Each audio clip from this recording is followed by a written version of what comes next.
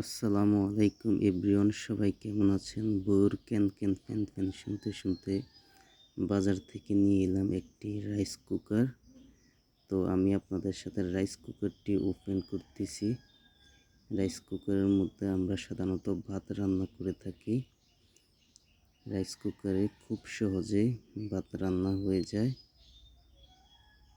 তো আমি আপনাদের সাথে শেয়ার করতেছি কিভাবে আপনারা রাইস কুকারের মাধ্যমে খুব সহজে ভাত রান্না করতে পারবেন। তো ভিডিওটি দেখতে থাকুন। তো রাইস কুকারে আমি কি পেলাম আপনাদের সাথে শেয়ার করছি। এটা একটা পাতিল, এটার মধ্যে ভাত রান্না করা হয়, আর এই পাতিলে তরকারি রান্না করা হয়।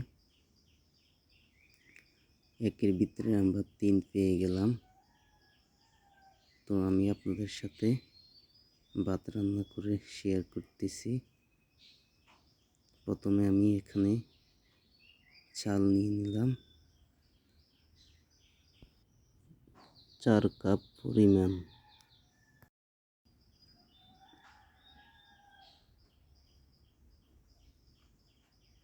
তারপরে চালগুলোকে ধুয়ে পাতিলে দিয়ে দিলাম।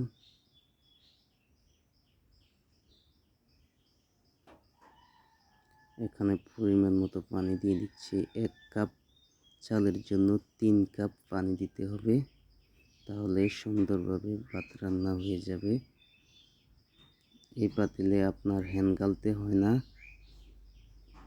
ভাত রান্না হয়ে যায় পোলাও রান্নার মতোই। তো আমি এখন একটু চামচ দিয়ে নেড়ে দিলাম।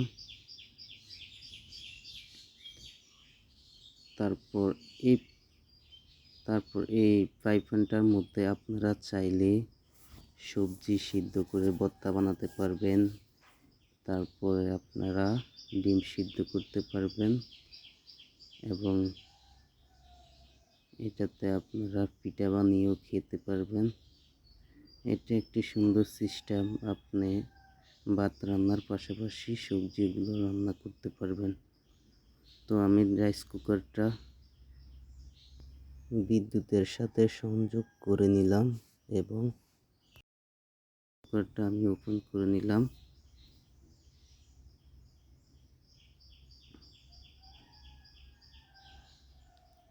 রাইস কুকারটা ওপেন করে কুকিংয়ে দিয়ে দিয়েছি। দেখতে দেখতে আমাদের ভাত রান্না হয়ে গেল, খুব তাড়াতাড়ি রান্না ভাত হয়ে গেছে। তো আমাদের এখন পুরোপুরি ভাতটা রান্না হয়ে গেল। আপনারা হয়তো দেখতে পাচ্ছেন অল্প সময়ের ভিতরে ভাত রান্না হয়ে গেছে। তো এখন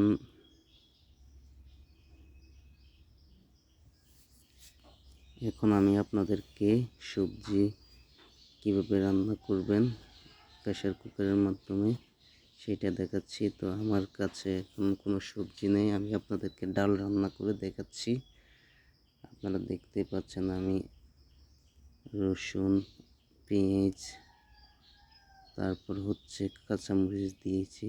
এখানে একটু হলুদ দিয়ে দিলাম একটু মরিচ। তারপর এটাকে একটু কষিয়ে নিচ্ছি।